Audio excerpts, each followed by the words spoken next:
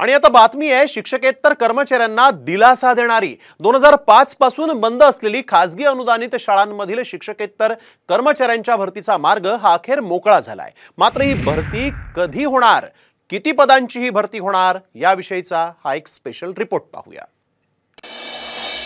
खासगी अनुदानित शाळांसाठी खुशखबर।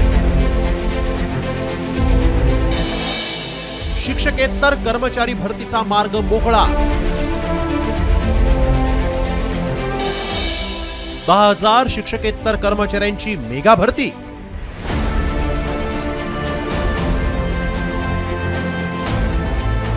विधानसभा निवडणुकीपूर्वी कर्मचारी भरतीच्या हालचालींना वेग आलाय। त्याचा प्रस्ताव शिक्षण विभागाला सादर करण्यात आला आणि त्यासाठी 33,000 कर्मचाऱ्यांचा आकृतीबंध मंजूर करण्यात आलाय। त्यामुळे 10,000 कर्मचाऱ्यांची भरती होण्याचा मार्ग मोकळा झालाय।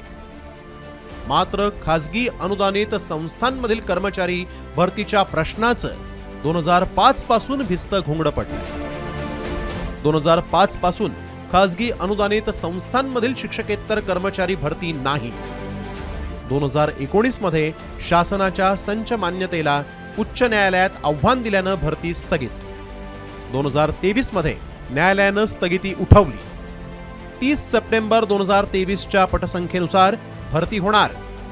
वरिष्ठ, कनिष्ठ आणि मुख्य लिपिक, प्रयोगशाळा शिपाई आणि ग्रंथपाल पदाचा समावेश। अत्यल्प किंवा विनापगार काम करणाऱ्या कर्मचाऱ्यांना मोठा दिलासा। 30 सप्टेंबर 2023 नुसार सरल पोर्टलवरील आधार व्हॅलिड पटसंख्या ग्राह्य धरली जाणार आहे। त्यामुळे तब्बल 19 वर्षांनंतर राज्यभरातील 10,000 शिक्षकेतर कर्मचाऱ्यांच्या भरतीचा मार्ग आता मोकळा होणार आहे। ब्युरो रिपोर्ट, साम टीव्ही न्यूज।